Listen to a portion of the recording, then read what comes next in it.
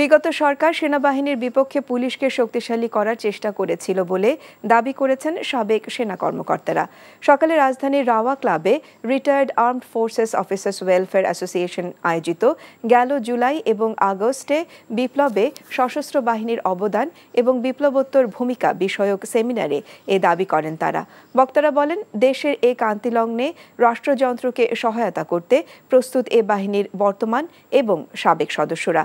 July August বিপ্লবের ছাত্র জনতার আন্দোলনের সাথে একাত্মতা ঘোষণা করে সম্মুখভাগে এবং অন্তরালে সশস্ত্র বাহিনীর অফিসার, জেসিও এবং সৈনিক বৃন্দের অবদান তারা তুলে ধরেন। সেমিনারে বক্তারা আরও বলেন, লেজুর ভিত্তিক সমাজ ব্যবস্থা থেকে বের হয়ে অন্তর্বর্তীকালীন সরকারকে সংস্কারের কাজ করতে হবে।